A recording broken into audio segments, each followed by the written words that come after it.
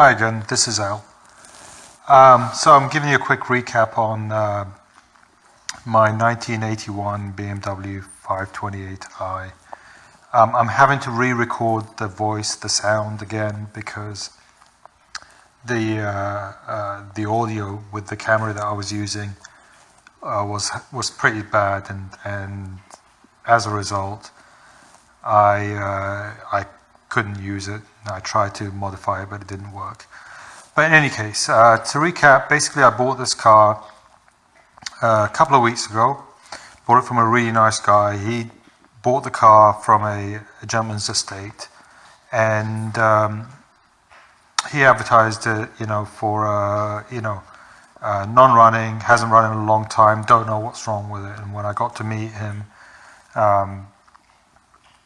I found out that he basically bought it from a gentleman's estate. It had a stack of service records on it, but it wasn't running, and he wanted to fix it up, but he didn't really know much about cars, and it sat there, and he's got kids, and he's got a baby, and I think it's just he wasn't going to have the time to do anything with it. So in the end, it basically he basically sold it. So I got the car. It wasn't running, and again, as you see in the other videos, took it to the shop and opened the hood, and pretty much could see a couple of things that would prevent this car from running right away. One of them was the ground strap, which was basically perished. And the other thing was the wire that goes to the coil, from the coil to the distributor cap, and it looked like it'd been chewed up by rats or something like that. So, there were two things right there that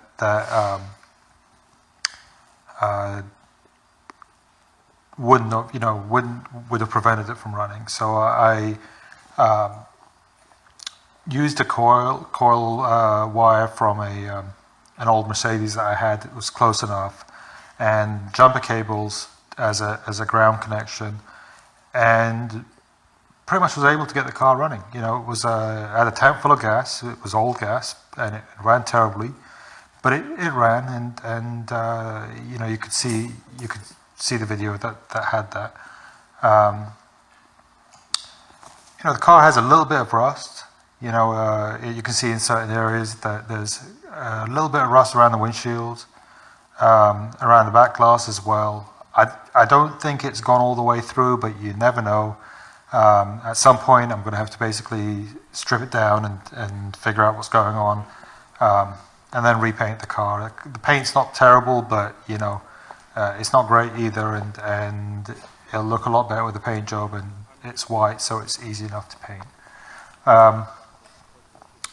The tires on the car were, these 14-inch wheels with the original tires on them. Tires were terribly dry rotted, so I ended up basically swapping them out for a set of tires that I have 16-inch tires from a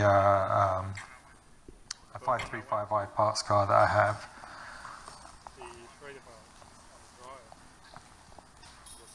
And it's all in all, it's a nice car. Under the hood, it's very tidy. Only a couple of things that were wrong with it. Thermostat needed replacing, which I ended up replacing. The cold start injector was leaking pretty badly, so I ended up basically changing that over. New plug wires, of course, they needed doing. Did a valve adjustment. That made a world of difference to the way that the car ran, and it's now really nice and quiet. And you'd hear in the other videos that it was a pretty loud, pretty loud motor. I built a battery tray. I used a rusty battery tray from that same Mercedes, the 280 SLC that I used a coil wire from. I borrowed the battery tray for it and mounted it inside this car, so I can put this Optima battery in there, because the original battery, I guess, is narrower, and it works for now. It's not perfect. And then replaced a couple of hoses and gave the engine a good clean, and it's fine. I mean, it's runs really well. I had to replace the dryer. The actual system was blown cold. It wasn't really cold, but it was blown cold. Unfortunately, when we went to top the system up, the Schrader valve got stuck, and as a result, it basically started leaking Freon. We tried to replace the Schrader valve, and it just basically disintegrated inside the dryer. As a result, basically ended up having to put a new dryer in, pulled the vacuum, and charged it. The AC works amazingly well. I'm amazed at how well the AC in this car works. I read somewhere that these E12 cars don't have good AC. Not in this case. I mean, the AC works very, very well. And in the nighttime, when there's no sun, it can get so cold that you have to move the vents away from your hands because it stings. So it works very, very well. What else? I mean, that's pretty much it. Under the hood, just a fluid change. Change the coolant, change the oil. That's really it. Everything else was in pretty good shape. There was a hose that I had to replace that goes from the radiator to the overflow tank. So we did that. And, that's pretty much it. Added some, replaced the wiper blades, and gave the car a good clean. All in all, I mean, it's a nice car. My hobby shop is about 65 miles away from the house, so the first drive, the shakedown. So there you have it. So I'm going to do a video of the inside of the car after this. Unfortunately, the video, I'm going to actually take the car for a drive again, and I'm going to drive it around, take the same circuit, and I'll talk about the car. But it probably won't be in sync, so when you hear the car shift, it may shift at the wrong time. Unfortunately, that's just, the way it's I can't really do anything about it, sadly. But, you'll get to see the car running and hear it moving, and you can basically get an idea. And at some point, I'll re-record the video. Thank you very much.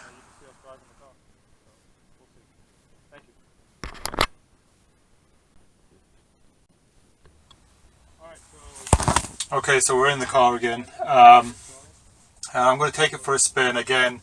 I'm re-recording the audio for this, so you're going to hear the engine running, but it may be a little bit out of sync from what you see as far as shifting gears and everything else. But I'll take the same route, for the in order to try to get it as close as possible.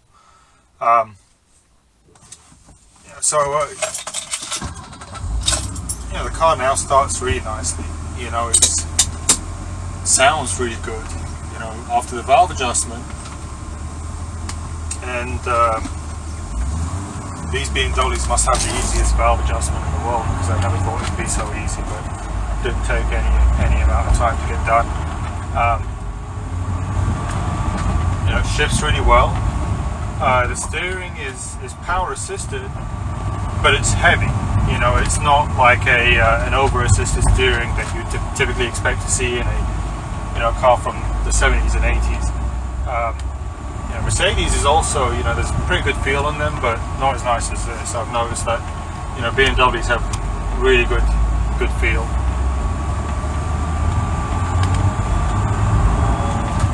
The AC works really well. Put an infrared thermometer on it. It got down to like 38 Fahrenheit, which is awesome.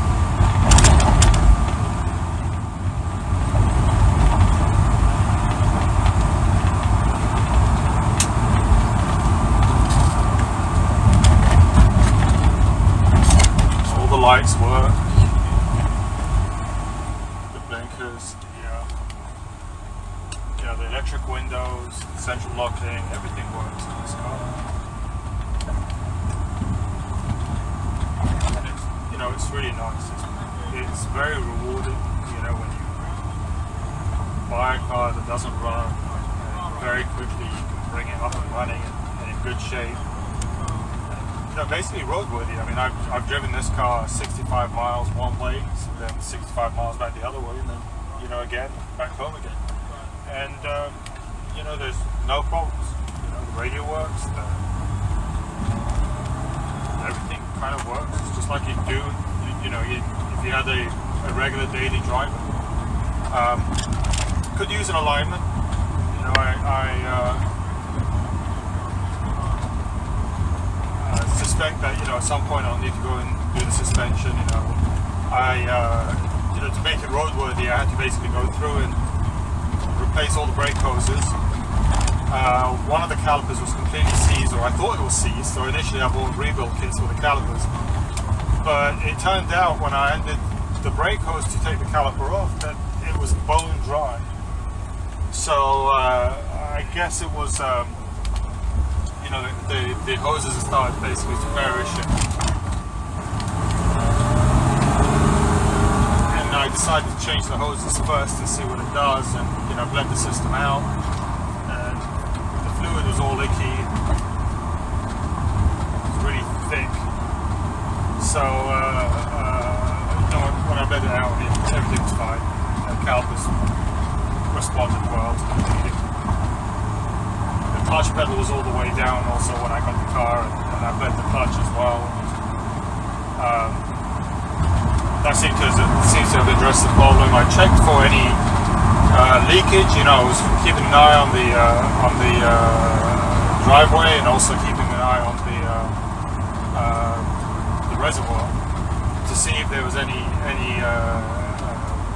fluid leak. If I was losing any brake fluid from the clutch. It doesn't appear to be the case. Everything seems to be fine. We'll keep an eye on it.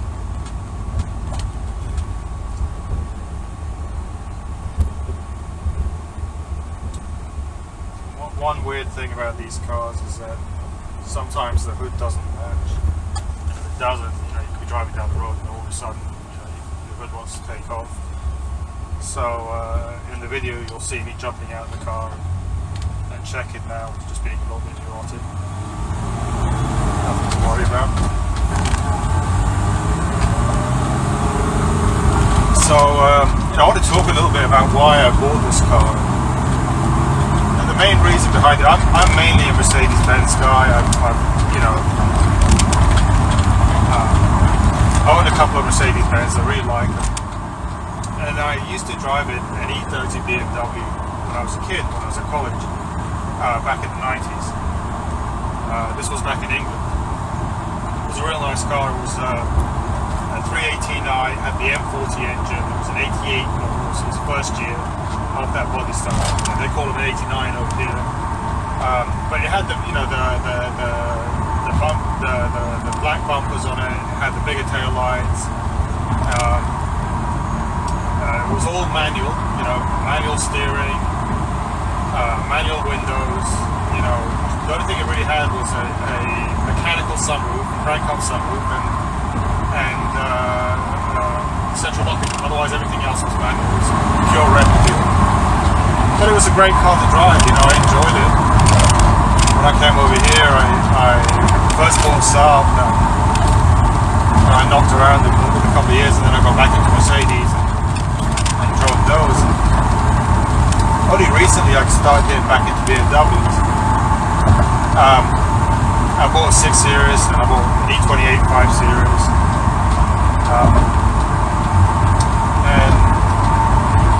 Then I bought an E28 5 Series parts car. It was a car that was hit the front, or actually it was hit the side. And but it was, it was a really nice car before the accident. But somebody, I don't know what happened, whether it hit a lamppost or but it was hit really, really hard. There was no way you could fix it. So I was looking for a body, to reshell this car, to transfer all the good parts from this really nice E28 that I had to another car, and I haven't been able to find one. And I'm starting to really like these cars, these E12s, and I really like the designer that designed this guy. It was this gentleman called Paul Brun, French guy, and he's designed a lot of really beautiful cars in the past. And in my mind, this is a beautiful car. He worked for Mercedes for a while, which is how I got to know him. And I actually met the guy the gentleman in 2005.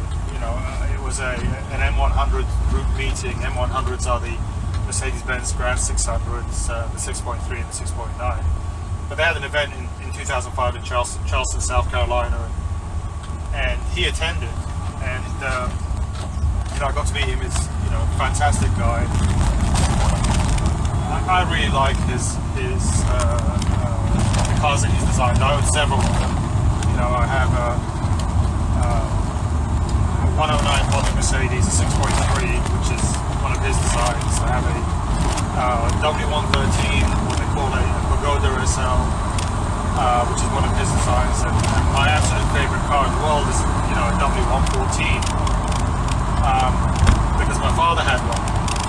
When I was a kid, it was the first car I remember, being in. And, I own one of those as well. I own a European Spec 280 CE. And, I really like his stuff. So I think he worked for Mercedes for a while as their designer. Designed all these cars and moved over to BMW. And then I think he moved over to Peugeot. And I think he designed the 504, maybe some other cars as well.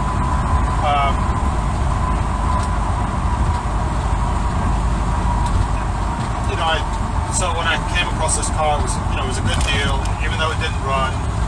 I wasn't really that concerned because I buy a lot of cars that don't run and I make them run. It's kind of, for me, that's the enjoyment that I get. For me, it's really about the journey more than this destination. So I like driving them, but I also like tinkering with them. I had this E28 535IS that was in fantastic pre-accident condition, and from talking to some of these guys that are real enthusiasts about these on these 5 Series, and Texas has a number of these guys, and they're really passionate about their cars. I actually met them, and I really like a lot of these guys. They're just good people, and in talking to them, they indicated that the E12 and the E28 are very, very similar to each other. And I know that they built a car in South Africa. They ran the E12 body for a couple of years after the E28 was introduced in South Africa. But they updated the entire car. They put the interior from the E28 into it, suspension and so on and so forth. So even the factory did this. So I just thought to myself, well, if I'll buy this car, who cares if it doesn't run? I'll just transfer all the good stuff from the E28, and I'll just have an E12 E28 hybrid. And that was the initial plan, but obviously when I got it running, and the car basically ran pretty well. It had horrible gas in it, a couple of injectors were stuck, but you could tell that this didn't have rod knock or worn out engine. It was okay. I guess my plans changed a little, so I'm not sure exactly what to do about that E28 class car yet. I probably won't do anything for now and just leave it sitting where it is until something else comes along, maybe a 6 Series or something. But I own a number of old German cars. I have a 928, a couple of British cars. I have a couple of old Jags, Mercedes, and one thing I have to say about BMWs is this one and some of the other ones is that they're just a delight to drive. Every one of these German cars that I own is they have a special power. Mercedes are just really well built cars. They're built like bankballs. BMW produced at the time was as well put together as Mercedes. I mean, they're comparing BMW to a Chevy is like comparing a Mercedes to a BMW. I'm not kidding. I mean, they're that well put together. Porsche, they're also pretty well put together, and they're fast. But this car is, BMW is not just this car in general. My other 5 Series is the same way. My 6 Series is the same way. They're just a delight to drive. I mean, they're well put together cars. Don't get me wrong, but that's not really their superpower. Their superpower is that they're just fantastic cars to drive. They're fantastic. Every time you drive, you get in one of these and you drive it, you just have a big grin on your face. You want to push the car harder. It doesn't matter where you go around the world. Whether it's in England or over here. Anytime you see a guy in a BMW, he's driving around like a hooligan, and the BMW drivers have developed this reputation for doing these kind of things. And I'm going to say, I mean, it's not the guy, it's the car. You get in this car and or any other BMW, and you just want to drive it hard. And it's not a sensible thing to do. Public roads, and I'm trying to refrain, and I hope you can see that in the way I'm driving. I'm not driving like a hooligan, but you really do enjoy driving these cars. You want to push them at their limits. You want to throw them into corners. And I've driven BMWs from the 70s, the 80s, the 90s, 2000s, and they're all like that. It's just, I don't know how they do it, but that's their secret sauce. They know how to make excellent drivers' cars. So I'm really enjoying the way this car drives. It's not fast, but it's a really fun car. I mean, it's not slow, but it's not a V8 or anything else like that. But it's just a fun car to drive. I hope you've enjoyed the video.